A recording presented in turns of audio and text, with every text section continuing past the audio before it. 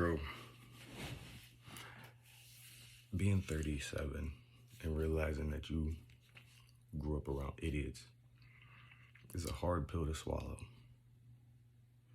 To realize that you were born in the slums and that your parents did everything to destroy you, to make you live the life that they wanted for themselves and not for you, not you living your life. That's what makes me so mad. That's what makes me aggravated. But that's also what makes me come up here and want to tell you about my life and that you don't need to make the same choices. And if you're that little kid who loves something and is passionate about it, please give your all. They want you to do this whole grades thing. I don't know how big that is anymore, but it was like life or death. Like it was like you're the worst demon in the world if you don't have good grades back in the day.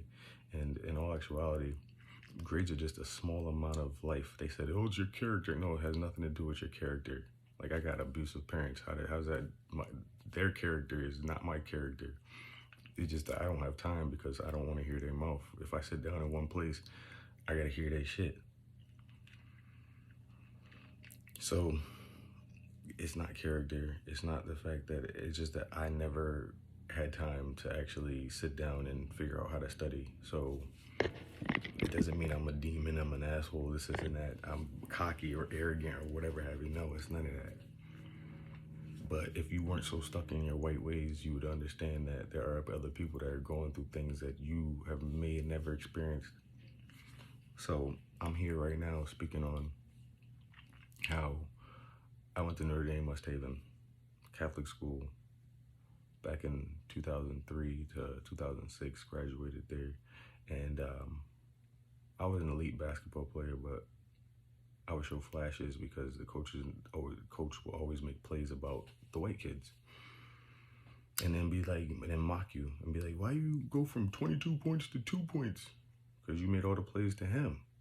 You gave him 20 threes when I could have won the game, the third quarter. He didn't understand that. I told him, many times that, you're making this game hard off of these plays. You want to run stupid ass plays and pass the ball to 15 people. And the urban cities teams know the plays because you haven't changed them in 20 years. So they picking the ball up first pass and they going down dunking. They scoring 4 times by the time we even get one layup or one attempt at a three. And you didn't really shoot threes back then. The only reason why they shot threes is because I shot threes. So I revolutionized the game in high school, and they went and he tried to mock that and mock me. But that's what white men do. Unathletic white men will steal everything you ever love and tarnish it, especially a New England white man. So you do the math on who the coach is, but it was always about my color. It was always about how high I could jump. It was always about it was never oh my God, you're amazing. It was never none of that. It's like, you're cancer. You're this, so you're that. You're just, he was just trying to be an asshole for no reason. And then when he finds out how good you are, he's like, oh my God, I'm sorry. No, fuck you. You went and messed up my senior night. You messed up my day. You messed up my whole senior year. You messed up my junior year. You messed up my sophomore year. You messed up everything. Being in West Haven, period, messed up my life. Me being from West Haven, period, ruined everything that I was trying to do in myself, and I knew that I was capable of doing. I had shitty parents, and then I had shitty coaches. I had a spiteful bitch, and then I had a racist ass white coach who didn't know shit about basketball.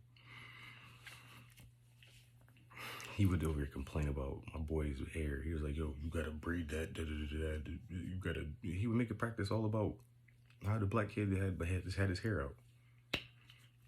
It was never about basketball. He didn't know anything about basketball. He couldn't tell you anything about basketball. If it was back in 1930, maybe he couldn't tell you nothing about 2000s. You ask him about Kobe Bryant, Shaq, T-Mac, anybody that was out at that time, he couldn't tell you. He couldn't tell you nothing about college basketball. He never spoke on it. Never. He just talked about himself and tacked up shit about himself in papers. Today's paper is tomorrow's toilet paper. Bitch, shut up. Like you're coaching. Toilet paper. Shit. to flush that motherfucker. Get the hell out of here. That's what you should have done. You wasted a lot of people's careers. You messed up a lot of people's careers, especially at that nice school. That school would have been great for, and look at it now. Goes to show. And then what they tried to do after I graduated, they will try to get another urban kid in there and try to make it seem like he helped him get there. No. That kid was gonna make it regardless. He was gonna make it regardless because he had a father that supported him and brought him to games, and his father also dabbled in whatever he had to do to get him to where he is. I didn't have that. I didn't have none of that. You know, so I did it on my own. I grinded. I had to raise myself. So excuse me for all my flaws. I had two parents, but they really weren't my parents. They were like my children. I had to take care of them. You know, they cooked, or they provided a house and everything, but I was the stability, the mental stability for them. So, and I was getting nothing but mocked and beat up and abused in the house, outside of the house, at school. It was just like, bro, how much can one person take? And I should have just left. I should have just picked up and just left and just transferred somewhere else. But I wanted to believe in these people.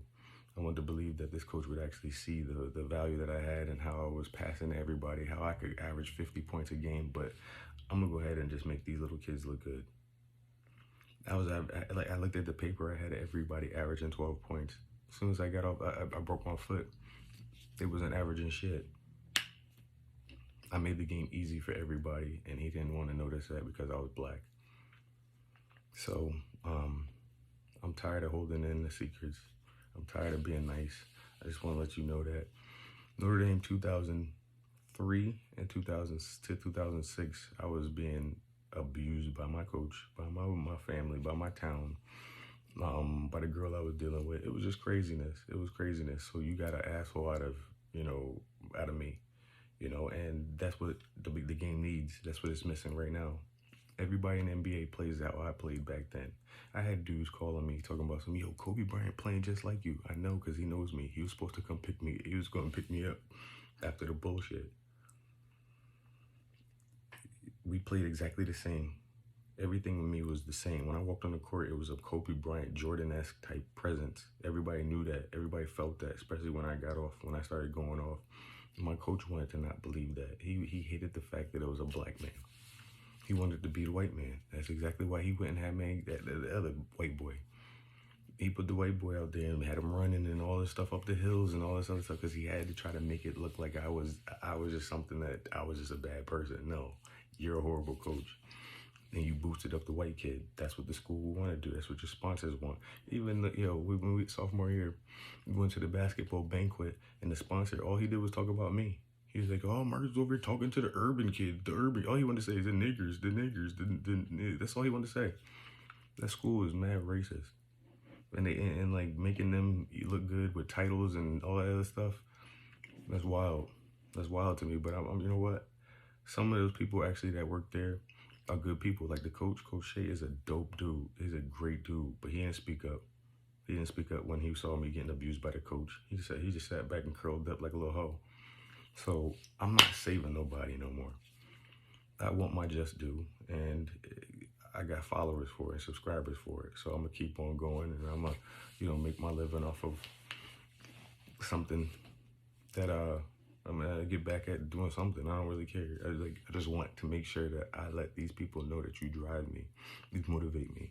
Like I'm chilling right now, getting my body together because of the bullshit you put me through.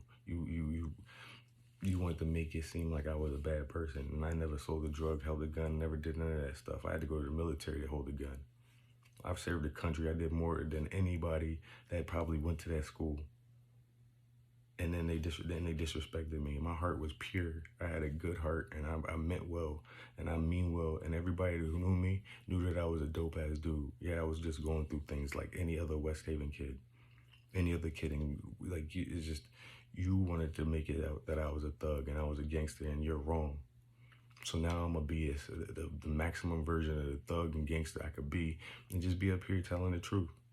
I'll never hurt nobody, but I'm going to hurt you with putting my truth out there. And if it offends you, fuck it. I'm not going back to Connecticut anytime soon. And if I do, it's gonna be with crazy ass security. I'm gonna be a big time name anyway. I'm gonna make it regardless. So to that old shitty ass coach, you should just pass on. You suck. You trash. There's nothing that we'll ever need to speak about. Um, you fucked up my whole life. I would be a billionaire right now, living the biggest life, and you knew that it was on that level, and you did everything possible to fail me, to fuck me over. Same thing with my town, and you coerced it. You guys were working together. So I just want to let you know that Notre Dame, West Haven, that was some bullshit. West Haven, that was some bullshit. Connecticut, I'm sorry you are taking these shots. I apologize. I really truly love Connecticut because you allowed me to be who I am. And I did have some great experiences. You gave me an opportunity to try to, get back on the court and do things by moving me away and bringing people to get me to live my dream. But I was just so deep into my parents, listening to my parents. I really believed them. I was so manipulated at that time. And I truly apologize. But when I do get myself to back, get back going, because I'm only 37, I'm still young, but I look like I'm 26. I'm coming back and I'm gonna help as many people as I can. I'm not gonna talk shit about you and not help you. You know what I mean? I'm just telling my truth. This is what's gonna get me noticed. So I'm gonna do what I gotta do. So for right now, but I love you all. Even the ones I hate, I still love you somehow, some way. I'm talking about you. You know what I mean? You made an impact on my life. You made me a better person. Maybe I would have been a dickhead if I made it to the NBA and then became a cool ass person. But I was marketable. I was gonna make it. I've been around the world. I've seen how the world reacts to me, and I know that these white men and these black women knew what I was from day one, and they wanted to just dull that light. I know that it was and like they had coaches that didn't even know what they was talking about, sitting on the bench. Like, how is this old dirt bag gonna know anything about basketball if this dirt bag don't know anything about basketball? It was just like having two idiots. It was just like, it was crazy. Like, they running plays. Like, they literally don't run any kind of like cardio. It was just always about running plays. That's all practice was about. Plays. Run the play this way. Run the play this way. Shit, shut the fuck up. If you would let me just run the game, I could have managed the game and you would have looked good as hell. I got to manage the game and got us wins. I guarantee would have been on ESPN, everything. But you want to ruin that. So I'm shooting at you now. I don't care. So when I think of some more stuff, I'm going to definitely come back with some more. But that's my experience at Notre Dame, West Haven from 2003 to 2006.